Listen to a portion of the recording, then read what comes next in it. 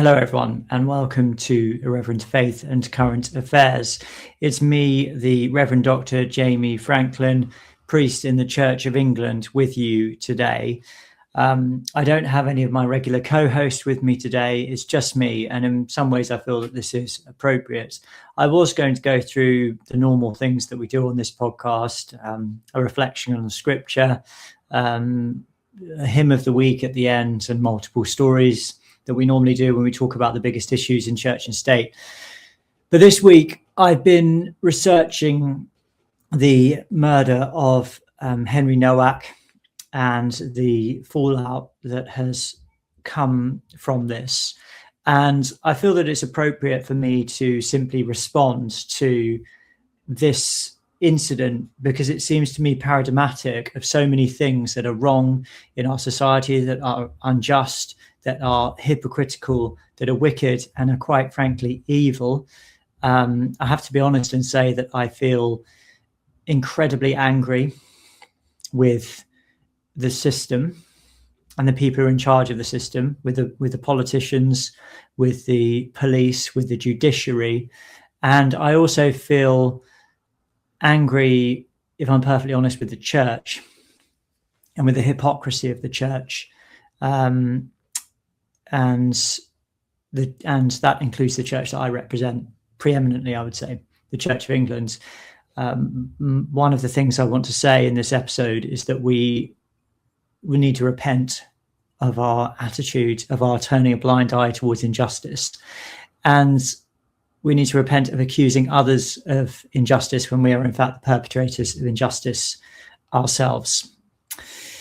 It is so distressing, this story, and as I say, it's so paradigmatic of everything that is wrong with our nation, the corruption which seems to exist at every single level, and its eventual result, which is that the innocent are killed and the people who murder them are protected and valorized. I can understand why people are angry and upset. I am angry and upset myself, incredibly so. I'm going to flit around a bit. If you're watching this, you'll see I'm going to share some images of the news stories. And you'll see, if you don't know what this case is about, you will see what this is all about, and why this is so important, why this is so significant for us. So I'm going to start with an article that is from Nigel Farage, in fact. Sorry, I'm just trying to work out how to share this. One moment. So Farage does a good job here of summarizing what the problem is, and I'm going to read some of this out. And, Farage, I have my questions about some of the things he's done and some of his conduct, particularly around Rupert Lowe.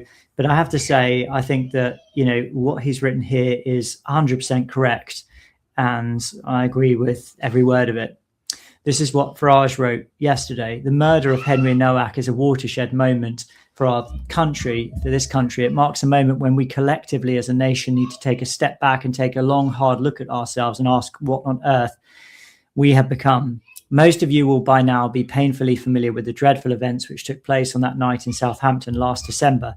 An ordinary 18-year-old lad making his way home after a night out with mates suddenly became the victim of a sustained and brutal knife attack. He was stabbed several times, chased down the street, and stabbed again with appalling ferocity. That barbarous act was bad enough, but what compounded the horror and shocked so many of us to the core was the behaviour of the police officers who subsequently arrived on the scene, because that help when it came was not what young Henry expected. Now, I'm not going to play this video because I don't want to make people watch it if they just want to listen to this episode. But you can find this, this is on the Daily Telegraph website. It's all over the internet. This is a video of a few minutes of the police officers talking to the man who had stabbed Henry to death. He would die eventually. So this guy stabbed him to death. He was a Sikh man wearing a turban. And Henry's been stabbed. He's dying on the floor. And as he's dying, the police officer is talking to the Sikh guy who's just stabbed him. Essentially asking him if he's okay. The Sikh guy mentions at one point that he's got some swelling around his eye, and he says that Henry knocked his turban off. Meanwhile, Henry is lying on the floor, literally bleeding to death. He says over and over again, "I've been stabbed," and that he can't breathe. And the police officer at one point tells him that he hasn't been stabbed. "I don't think you have." And then it sounds like there's a lady police officer there with a bloke whose body cam it is. And she says, "We have to check to see if he's been stabbed." And just from a sort of epistemic point of view, it's really hard to understand how you can look at a guy who's been stabbed so badly that he's about to die and not realize he's been stabbed at all, and actually tell him he's not been stabbed. And then, of course, the worst thing about it? Arguably the worst thing about it is at the end of that 3-minute video, he's placed in handcuffs as he's dying. Far from assisting the dying teenager, the police's focus from beginning to end was on the allegation made by the assailant's brother that they had been, quote, attacked and racially abused by a white guy. In other words, an accusation of a racial slur was treated more seriously than an act of murder. Henry was handcuffed as he lay bleeding. He died on the pavement. The last words he heard on this earth were not ones of comfort or calming reassurance, but of those police officers coldly reading him his rights. Yeah, that's one of the most sort of appalling aspects of this, that the sound of the policeman reading him his rights as he's dying. Absolutely outrageous. Those images are impossible to watch without feeling a profound sense of anger. Many will remember the death of George Floyd in the US. Floyd's death rightly provoked widespread debate about policing and race. Within days, politicians were taking the knee. Black Lives Matter demonstrations spread across Britain. National monuments were defaced and public institutions rushed to demonstrate their commitment to anti-racism. Yet where was the national outcry over Henry Nowak? Where were the statements from political leaders, campaign groups and public bodies? Why was there such deafening silence? Now, I said I agreed with every word of this article. I think here it depends what Farage means by this when he says Floyd's death rightly provoked widespread debate about policing and race. That might be true in America, but it was always my view that it was wholly inappropriate to look at that incident and then to somehow apply it to English and British society. America is a completely different country when it comes to race than Britain. If you look at the modern history of America and Britain, they are incredibly different. You know, after the Civil War in America, the racism in the South and the opposition to the agenda of the Unionists was absolutely profound. It was embodied in the widespread influence of the Ku Klux Klan and how they essentially reversed much of the effects of the Civil War, and they essentially created a political environment in which the Jim Crow laws would follow. There was a second Ku Klux Klan in the 20th century, which just again had millions and millions of adherents and very, very visible and tangible forms of racism, actually enshrined in the legal structures of the US, were embodied right up into the mid 20th century and beyond. And also, you know, the legacy of racism clearly exists in certain parts of America today. It's a completely different situation in Britain, and it was always inappropriate to look at what happened in America and then essentially to say, oh, you know, well, we're basically the same country and we've got the same systemic racism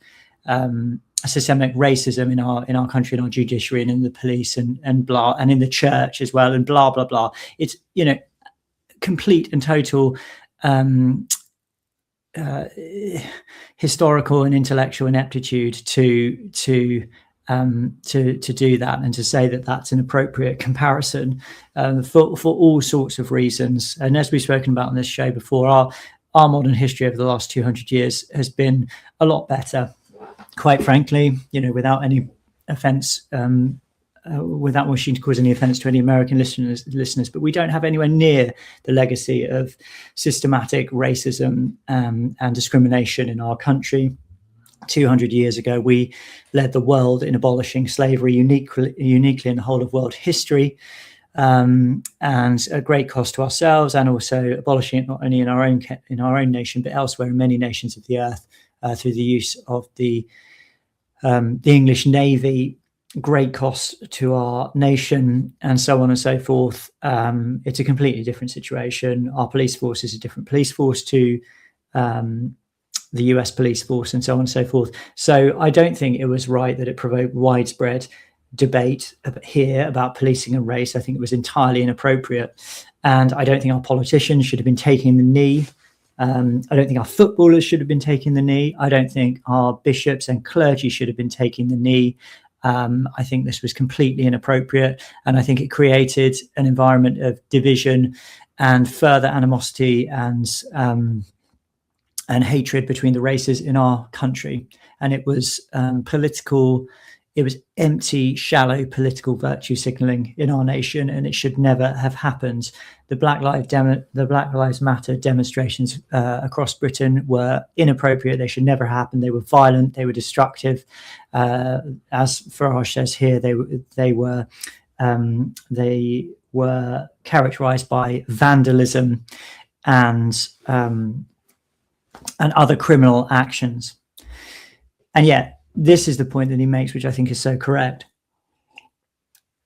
Where was the national outcry over Henry Nowak, or Nowak? I'm not sure if it's a V or a W. Where was it? Where are the bishops speaking about him?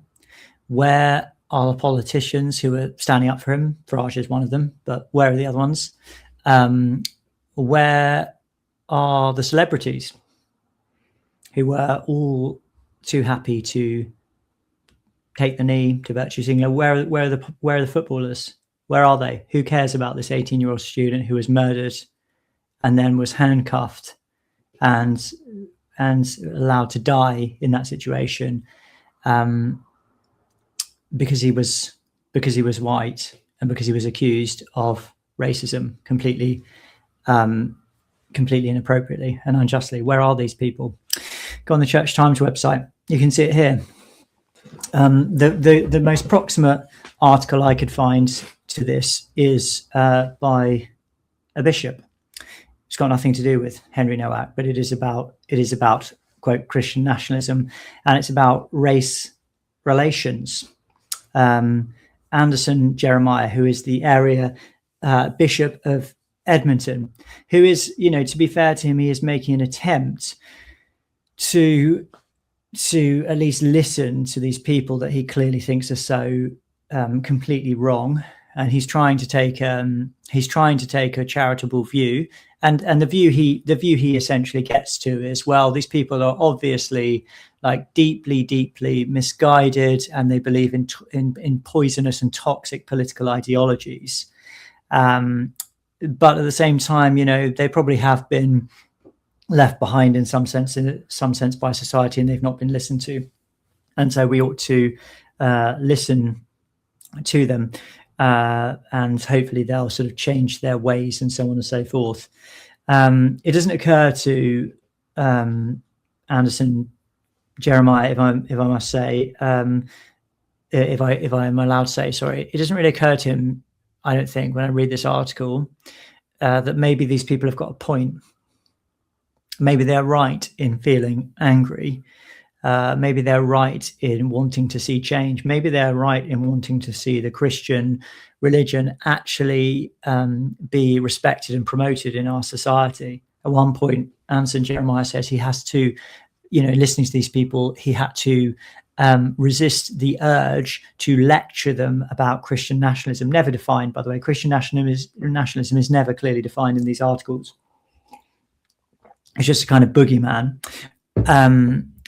which we're all supposed to hate. And many people, again, have pointed out the irony of a bishop in the Church of England and similar speaking against Christian nationalism when we actually have a Christian, let's say a constitution which is dominated by Christianity. We have a king who's anointed by God and whose government gets their authority from the king and therefore from God. We have bishops in the House of Lords, and we have many other Christianized aspects of our constitution and in our society as well. So this idea, that Christian nationalism is some kind of cipher for right-wing racist extremism is just very strange indeed. And then if you go on the church website, Church Times website, and you have a look at it, there's no mention of any of these things. There's no mention of the top news story is medieval remains reburied at Cumbrian Church 4 years after discovery. Prayer, lament, and hope at choral evensong for Iranian Christians. It's as though these things aren't happening. Now, can you imagine what the Church Times website was like in the days after George Floyd was murdered? Can you imagine what that was like? What would have been on this website? How many articles there would have been about George Floyd? How many images there would have been of bishops taking the knee and lecturing us about the evils of institutional racism? And the irony here, of course, is that this is an actual instance of egregious institutional racism, isn't it? That's what this is.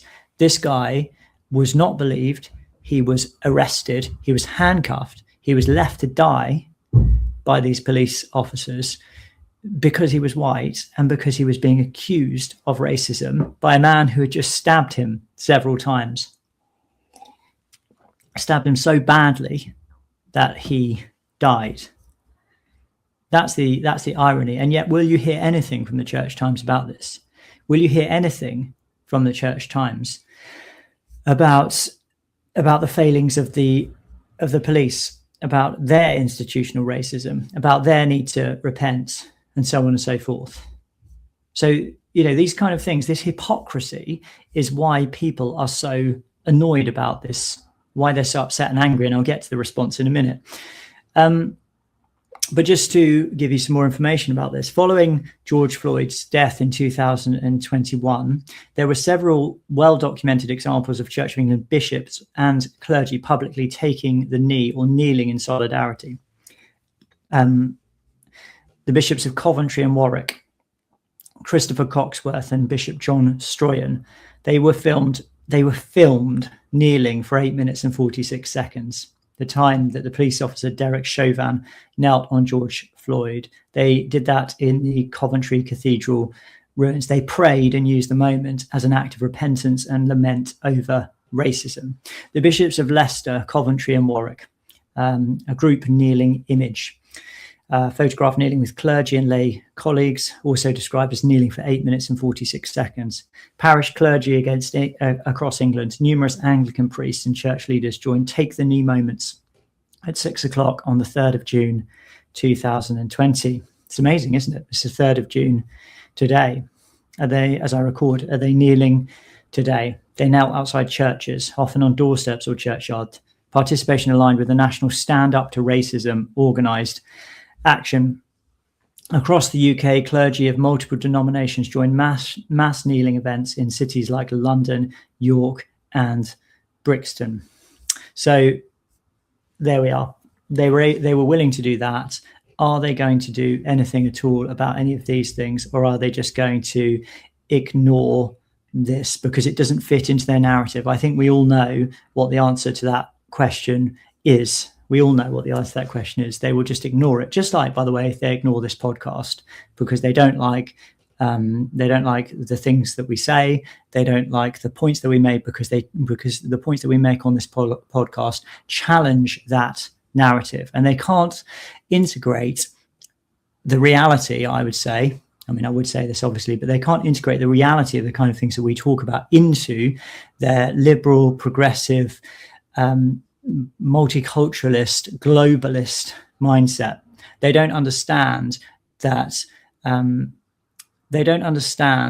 most people don't agree with these views. Most people think that their ideology is actually toxic and divisive. And most people actually want to live in a nation that they recognize as their home, and that this is not, in fact, racist. And they want also the church to reflect something of this, to at least sympathize with it and understand it.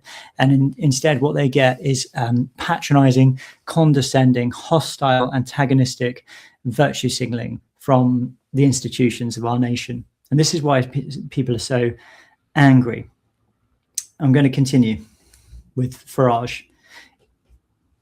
For many people, this case reinforces a growing perception that Britain now operates according to a two-tier culture where some groups receive greater protection than others. Make no mistake, this is not a perception that emerged overnight. It is the product of decades of political choices. Over the past 20 years, Britain has experienced immigration on an unprecedented scale. Millions of people have come to our country. Large numbers have not integrated. In too many places, communities live parallel lives. Entire neighborhoods have changed beyond recognition. And whenever concerns have been raised about these developments, critics have often been met with smears, and they've been called racist, which is what always happens.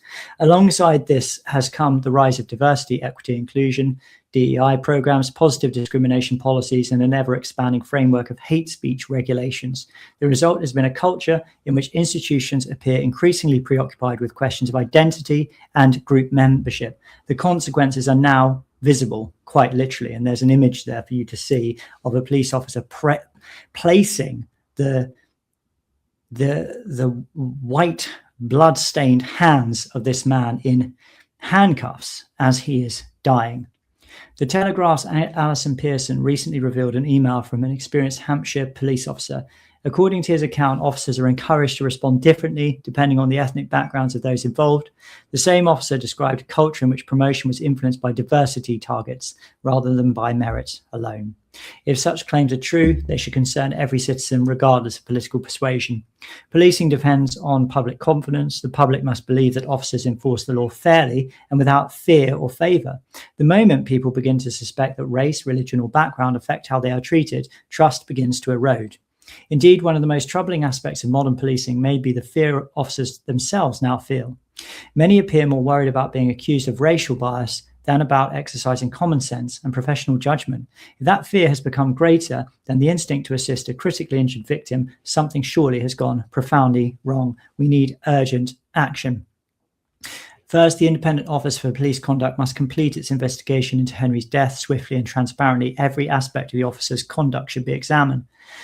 Secondly, I wrote yesterday to the Attorney General, Lord Hermer, requesting a review of the sentence given to the killer, which fell below the recommended minimum for such a sustained, aggressive, murderous assault. He was jailed for life for a minimum of 21 years. In my view, his crime merits a whole life tariff. Why is he being given 21 years for murder, aggravated murder of this sort? Above all, however, Britain needs to undergo a broader cultural change. We must end the anti-white prejudice that has been allowed to fester. We must assert without apology that white lives matter too. DEI initiatives and positive discrimination must be scrapped. No ifs, no buts. If we fail to address these concerns, mistrust will deepen, communities will grow further apart, confidence in public institutions will continue to decline. But change requires leadership. It requires guts. Sadly, this government lacks both. Shabana Mahmood, the Home Secretary, assured the Commons yesterday that she does not stand for deferential treatment, but without action, these are just weak words. Unfortunately, the Labour Party is simply unable to confront uncomfortable truths about race and diversity. These issues are too deeply ingrained in the party's institutional culture. My thoughts remain with Henry Nowak's family. No family should have to endure such a loss, and no victim should be treated in the way he was. This case should be a wake-up call, one that shows something has gone deeply wrong with our national culture. We need root and branch cultural change that reestablishes a simple principle. Every citizen, regardless of race, religion, or background, must be treated equally before the law. Without it, frankly, I dread to think where this country will be in a few years' time. And like I say, I would agree with Farage there. Broadly speaking, I do. Well, I mean, there are a couple of things, maybe a couple of things we could look at here. But I wanted to find something on. I wanted to find something on the father's response to what happened, because it was very moving, and I think it is worth talking about. So, and also I think just to show some respect really to this family. So for people watching, this is an image of Mark Nowak with his son Henry, who was murdered by Vikram Digwa. Henry's father has described how he is tormented by thoughts of his son bleeding to death on the floor, chained in handcuffs, while police treated his murderer with decency. Henry was arrested in the minutes before he died after Digwa, 23, lied and claimed he had racially abused him, knocked his turban off and assaulted him. Judge William Mousley KC said Henry had been defenseless when he was murdered by Digwa. Henry's father, Mark Nowak, said he constantly replayed what his son must have been thinking as he was placed in handcuffs while struggling to breathe. Outside court after the sentencing, Mr. Nowak said police believed the killer's lies despite his son telling them 9 times he could not breathe and had been stabbed. He said the contrast between how his son and his murderer were treated was unbearable. Mr. Nowak said his son had not died with dignity and should not have died on the streets of Southampton in police custody. And rather than me reading any more, we're just going to listen to a bit, and if you're watching, you'll be able to view it as well, of Henry Nowak's statement outside the courtroom here. So let's have a listen. Good afternoon. My name is Mark Nowak. I am Henry Nowak's father. To my left is my daughter Olivia Nowak, Henry's older sister, and to her left is Lucy Ross, Henry Nowak's mother. The jury confirmed what we've always known. Henry's life was taken from him unlawfully, violently, and without justification. Henry was 18 years old. He was kind, ambitious, loved, and full of promise. He had his whole life ahead of him, a degree to finish, places to see, and a future to build. That future was stolen from him, and no verdict or sentence will ever give it back. Henry did nothing wrong. He was one of the kindest, friendliest, and most inclusive people you could ever hope to meet. He was amazing in every way. On the 3rd of December last year, Henry was walking home from a night out with his university football teammates when he encountered Vikram Digwa, a man openly carrying a large knife on the streets of Britain. That knife was used to take Henry's life. He should have been safe walking home. Instead, he became another young life lost to the brutal reality of knife crime in this country. Henry had been stabbed multiple times, and as his chest filled with blood, he tried to escape. He was chased, abused, and filmed by Vikram Digwa and others. When police arrived, Henry was lying on the floor, barely able to sit up and plainly in severe medical distress. With his final words, he told officers that he could not breathe. He told them he had been stabbed. In fact, Henry told officers that he could not breathe 9 times. He told them he had been stabbed 4 times. The response from one officer was, "I don't think you have, mate." The police have said they were misled by the murderer and that the scene when they arrived was complex. Unfortunately, it seems to us the truth is much simpler. The police were told by our son himself and by a member of the public who called 999 that they heard someone shout that they had been stabbed. But the police did not believe them.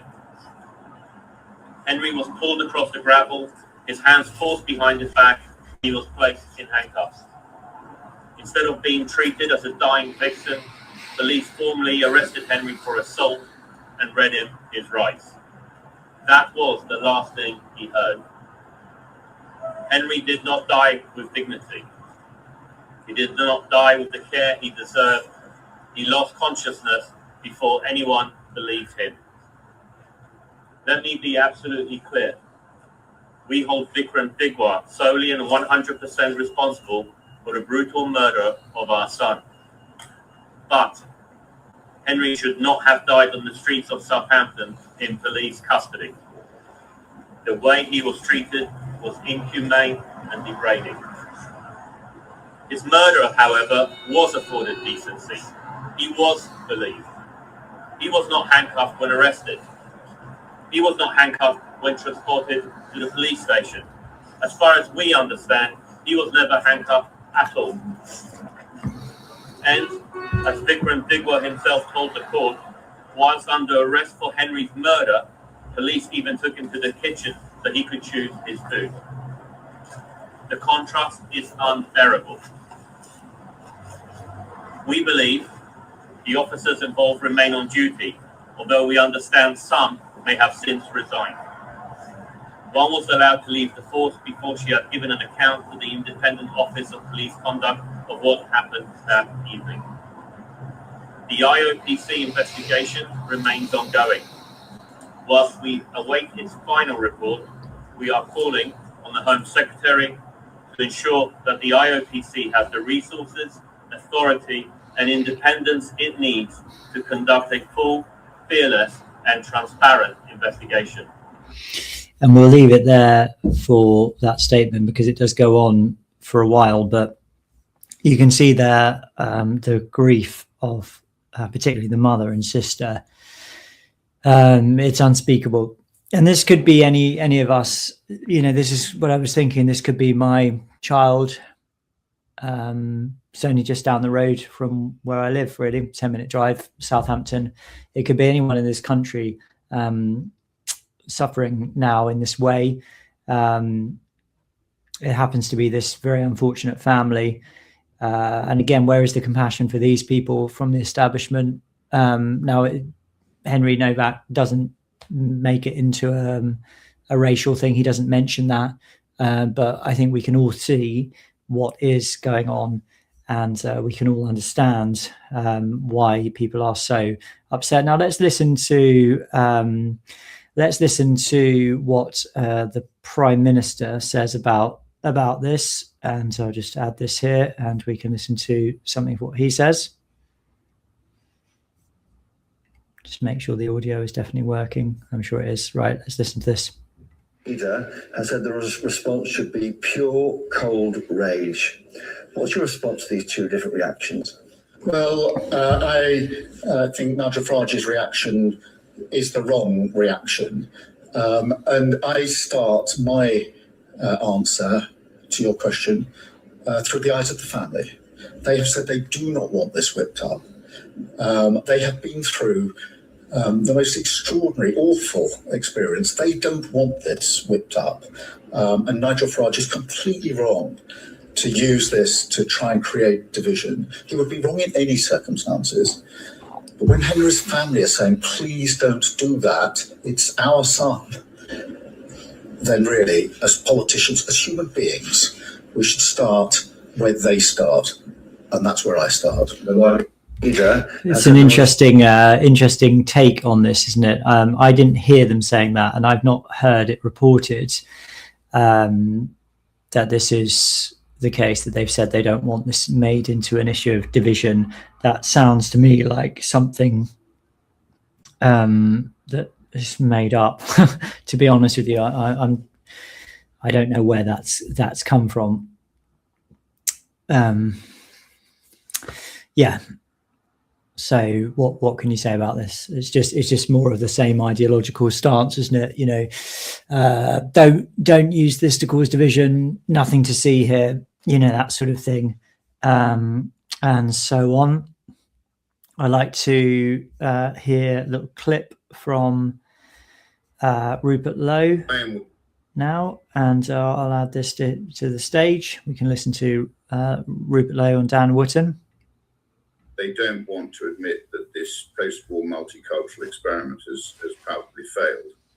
And the best way of not admitting it is not to tell the truth about what's happening and the crimes that are growing, and the rape gangs, the stabbings, the crime that in a high trust society, which took us 1,000 years to develop. What we're seeing, Dan, is we're seeing the clan-like behavior rather than the respect for the rule of law, as I say. So I personally think what's happened is the sanctity and safety of our society has been undermined by these people who crow on about the benefits of diversity. They don't want to admit that this post-war multicultural experiment has palpably failed. And the best way of not admitting it is not to tell the truth about what's happening and the crimes that are growing, and the rape gangs, the stabbing. So that was so seamless. It started up again. Rupert lay there speaking about the effects of all of this. Sorry, that started again. He also says in a tweet here, as you can see, enough is enough. A deep line needs to be drawn in the sand. Talk is weak. Britain needs to say no more and mean it. A restored Britain government with the British people's approval would put Vikram Digwa to death. Henry Nowak was stabbed by Digwa 5 times, including twice in the back of his legs, once in the face, and a fatal wound to the chest. Rather than calling an ambulance, Digwa filmed Henry. Digwa gave the knife to his mother, and it was found by police at their home, along with more than 20 other weapons. Keeping this savage alive serves nobody. The police officers on the scene who allowed Henry to die will face criminal charges for gross negligence, manslaughter. Digwa's foreign family will be deported. Laws will change. The country will change. Everything will change. Order will be restored. The law will be restored. Britain will be restored. Now, regardless of what you think about that, Rupert Lowe, in my opinion, is the only political voice in Britain now who is clearly speaking for the disenfranchised, the sizable disenfranchised group of people who are feeling increasingly furious about the way they're being treated, the way they've been consistently lied to, the way that they have been consistently ignored and misrepresented. Rupert Lowe is speaking for those people, and he is representing their rage and their anger and their desire for some kind of change in this country. I'm not making a comment on the deportation thing. I think deportations do have to happen to some degree. I'm not really sure what I think about what he says about his family being deported, but in terms of the reintroduction of the death penalty, I've said many times on this podcast that I would be in favour of the reintroduction of the death penalty, because paradoxically, for many modern people, I actually think it's a mark of a civilized society that, within the context of the rule of law and so on, the death penalty is enacted. I'm not saying that it's the only mark of a civilized society at all, but to me, it's not civilized to have a society in which this kind of thing is able to happen. And somebody who does something like this man is given 21 years in prison, which is clearly not just. He's taken away the life of another man who is 18 years old in this absolutely brutal and cruel, unutterably cruel way. And this is not justice. What has happened there? But anyway, that's a slightly separate issue. The point I'm making there is that Rupert Lowe is actually saying things which people agree with, and specifically the disenfranchised group represented by Tommy Robinson would agree with. And this is where I come to their response to this. Now, again, what the elite class are going to make of this is they're going to say, oh, these people are just thugs, these people are just hooligans. Once again, they wouldn't have said that about the Black Lives Matter protests, which were really riots and extremely criminal in lots of ways and caused lots of police officers to be injured. They didn't criticize those at all, but undoubtedly they will criticize Tommy Robinson and what happened yesterday outside the Southampton Central Court, I think it was. And I'm going to talk about that now. I'm just going to share some footage. So this is from the Guardian website. Protesters clash with police in Southampton. over Henry Nowak murder. Here's a little clip. Oh, there's an advert first. What a shame. Let me just remove that from the stage while this plays out. Sorry about that, everyone. It's the Guardian website. They have adverts. Adverts before riots. Before images of riots, footage of riots. Right, here we go. This is it here. So this is a little image of modern Britain, Southampton, just down the road.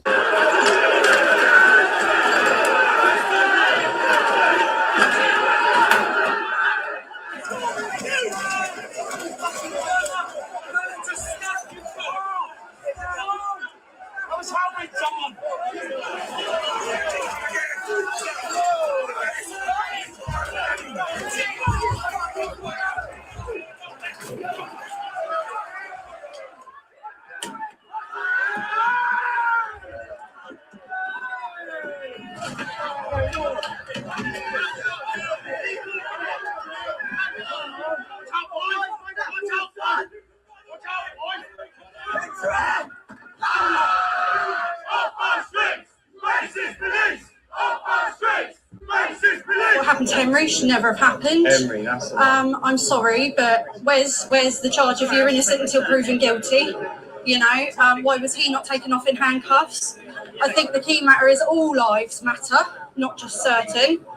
And as a mother who's already lost a son, I don't think that the government or the police have handled the situation at all. White privilege? Does Henry fucking Nowak look like he had white privilege on the floor? I heard someone say this isn't about race. This is about race. Are you racist? Are you racist? Are you racist?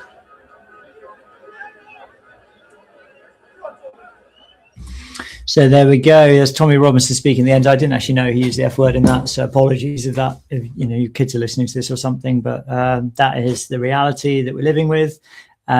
These people are extremely angry with this whole thing, and again, being told it's not about race. Robinson is voicing the frustration and anger of people who clearly know that it is about race. Of course, it is. The Guardian says hundreds of people gathered outside a Southampton police station to protest against the murder of Henry Nowak, and dozens clashed with police close to the home of his killer, Vikram Digwa. Of course, he's described as a far-right activist. Tommy Robinson was among speakers who addressed the crowd outside Southampton Central Police Station at the Justice for Henry Nowak protest.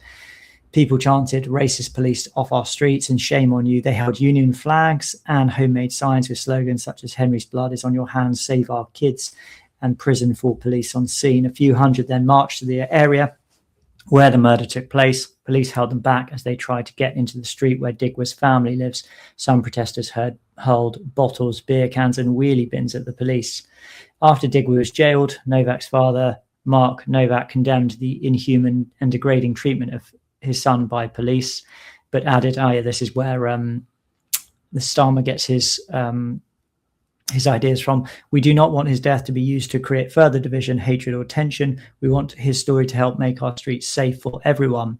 Robinson accused Hampshire police of institutional racism, saying if Henry wasn't white, he wouldn't have been handcuffed. Responding to the resignation of one of the police officers involved in the arrest, he said, "We want him in prison." Robinson, whose real name is Stephen Yaxley Lennon, they love saying that, don't they? I don't know why they always feel the need to say that. He changed his name because he was, to protect himself and his family. It's not some nefarious thing.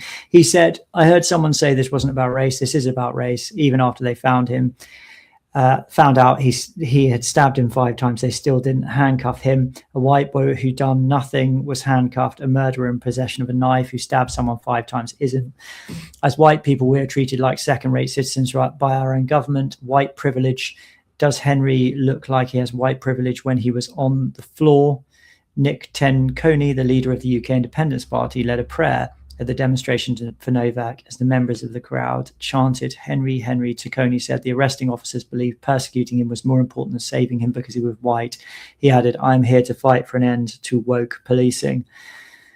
The protesters chanted the last words of Nowak, "I can't breathe," directed at the dozens of officers watching over the demonstration. The actor and right-wing commentator Lawrence Fox, who attended, claimed there were 4,000 people there, but others estimated the crowd at about 1,000. So we always have this tit for tat on these on these publications about how there weren't actually that many people there because it wasn't that widespread. They're always doing the same thing. A line of police blocked them from entering Digworth Street, and protesters were seen arguing with the officers. People shouted, "Shame on you, shame on you." A police helicopter hovered overhead as officers were pelted with stones. They charged with perspex shields in an attempt to push the crowds back. At Portswood police station nearby, people were seen throwing glass bottles at police cars. Jamie Smith from Southampton said, "I'm here for Henry. I saw the video online when he was handcuffed and dragged on the floor after being stabbed, and I want the police to be held accountable. We don't want trouble, but emotions are high." Roan Christian said, "I stand with Henry's family. I just can't imagine if something like that happened to my son. I don't think the situation in the country is pretty, and I question how any government can fix it." Shabana Mahmood, the Home Secretary, said, "The scenes this evening in Portswood are completely unacceptable. The Nowak family made a powerful call to us yesterday to not let Henry's death be used to cause further division, hatred or tension. There can be no justification for hijacking this tragedy to stir up violence and disorder. Those responsible can expect to face the full force of the law." Yes. So I suppose, what I'm saying about this, I'm not saying that I think that, trying to go over to this, the house of the murderer's family is a good idea, or, throwing things at police officers is, an acceptable way to behave or anything like that. I'm not saying any of those things. I wouldn't go to a gathering like that and get involved. But what I am saying is that these people clearly have a legitimate grievance, and it's not just that they have a legitimate grievance, is that they're being told time and time again that they don't have a legitimate grievance, and that if they do anything, if they step out of line in any way, then they are going to face the full force of the law, as Shabana Mahmood said, as Keir Starmer said, after that horrendous child stabbing by Rudy Cabana in the Southport, and the protest that followed after that. People who step out of line in that way, the law, the full force of the law comes down on them, but for other people it doesn't. And that's exactly the point, isn't it? That's exactly the point. And that's the problem.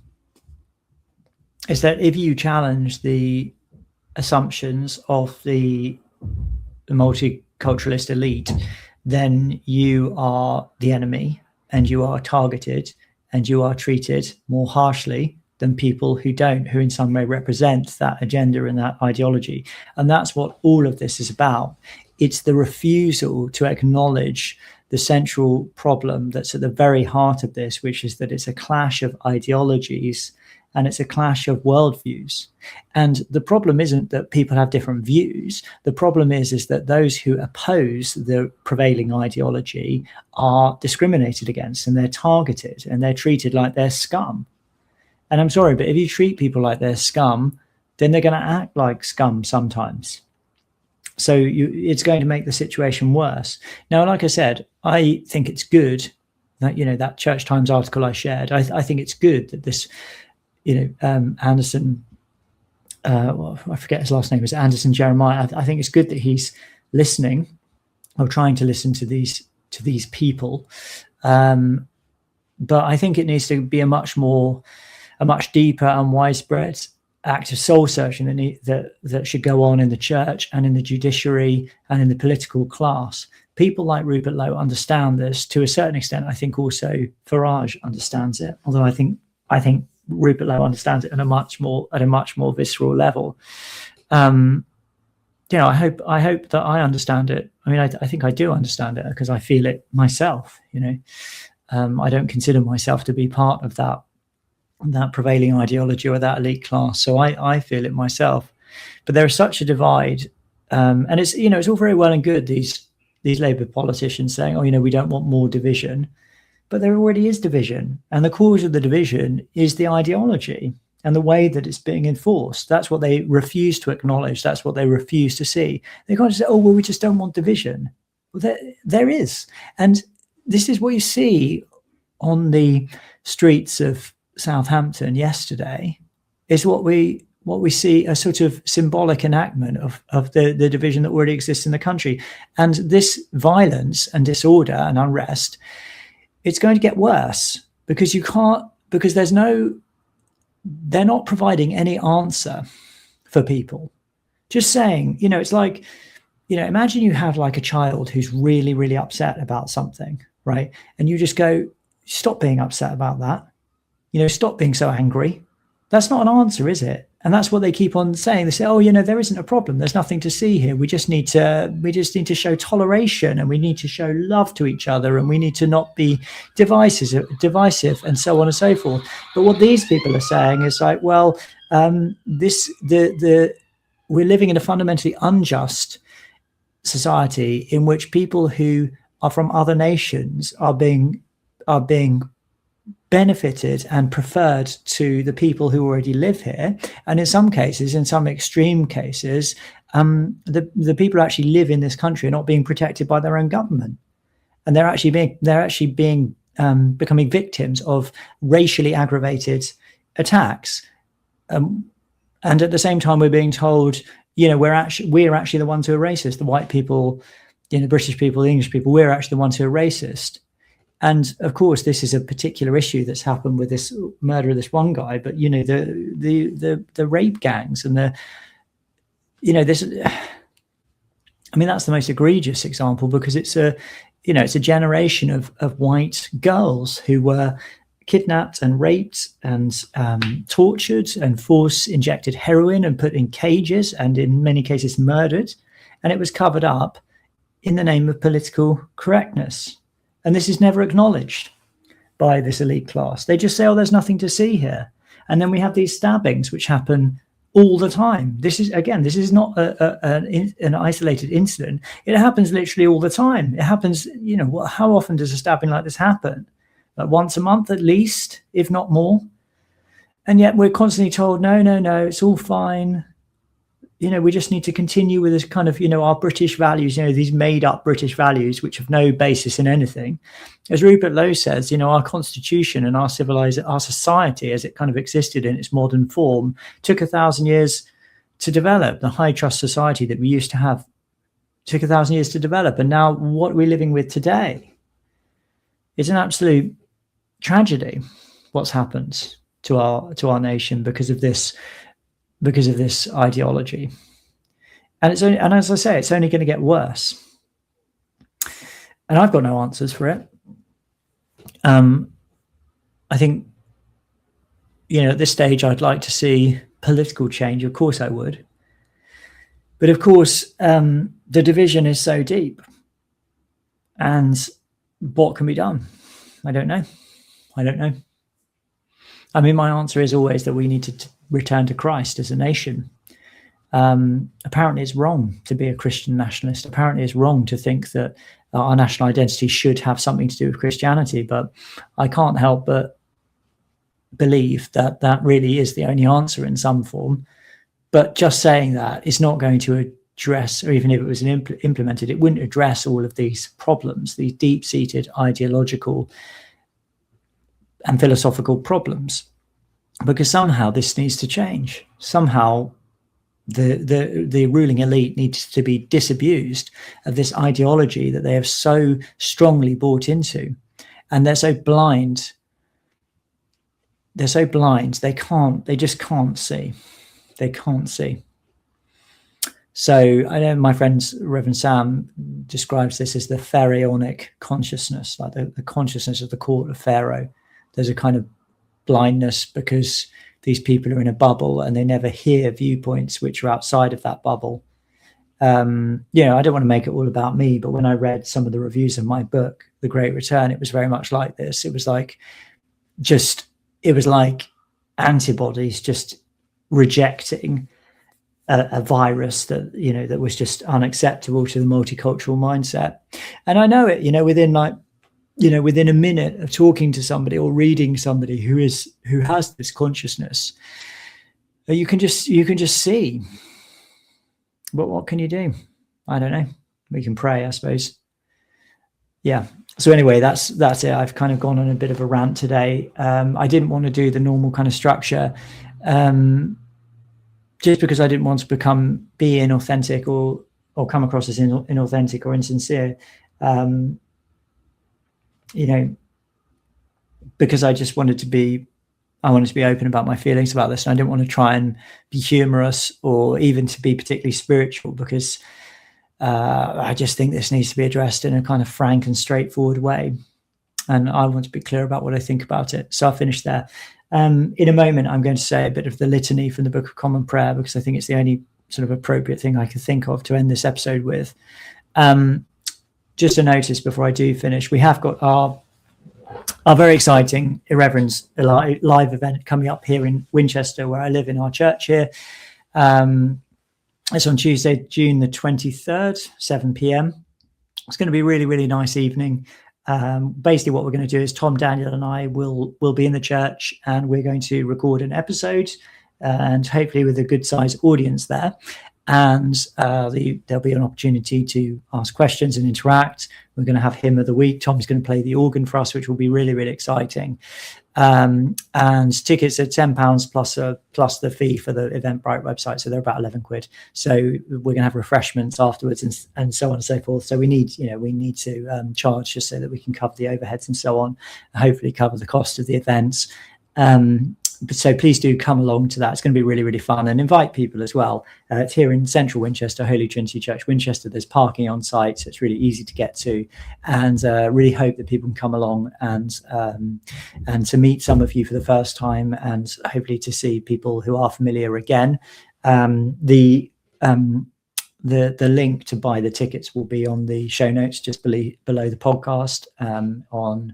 If you get it audio, it'll be in the show notes there. In the YouTube video and so on, it will be beneath the video. And on Twitter, I'll just leave another comment with a link to buy tickets. But please do buy some tickets and come along. June 23rd, 7 p.m. It's Tuesday evening. It's going to be lots of fun. And meet me and Tom and Daniel. Okay, so I'm going to finish with this bit of the litany, which I think is a good one. Asking and beseeching the Lord for his mercy. From all evil and mischief, from sin, from the crafts and assault of the devil, from thy wrath and from everlasting damnation, good Lord, deliver us. From all blindness of heart, from pride, vainglory and hypocrisy, from envy, hatred and malice and all uncharitableness, good Lord, deliver us. From fornication and all other deadly sin, and from all the deceits of the world, the flesh and the devil, good Lord, deliver us. From lightning and tempest, from plague, pestilence and famine, from battle and murder, and from sudden death, good Lord, deliver us. From all sedition, privy conspiracy and rebellion, from all false doctrine, heresy and schism, from hardness of heart and contempt of thy word and commandment, good Lord, deliver us. Amen. Thank you for listening, everyone. Please do send emails as ever to irreverendpod@gmail.com, irreverendpod@gmail.com, and share this podcast around if you think it's worthwhile. I should also say, if you enjoy the podcast and you like what we're doing here, please do support the podcast. It's really important to do so. It covers the money it costs to make the podcast, and I live from the money I make podcasting and writing. I'm not paid for being a vicar, so it really helps me as well. So go to patreon.com/irreverence. And you can sign up for, I think it's £2.50 plus VAT in the UK per month. You can give more if you like, but that's how much you can sign up for. We do a bonus audio podcast called Uncollared almost every week. I haven't done it this week, but normally we do that. So that's a really good bonus podcast. We release the episodes early. I do my monthly chats with Nick Dixon, which are normally about 2 hours long, which lots of people really enjoy. And occasionally we throw in other bits as well for subscribers. So really, please do consider that, patreon.com/irreverend, or on Substack as well, irreverendpod.substack.com. Again, all the links are in the show notes. Please do go there to support us. Thank you so much. Really appreciate you watching and listening. Until next time, keep watch and keep the faith.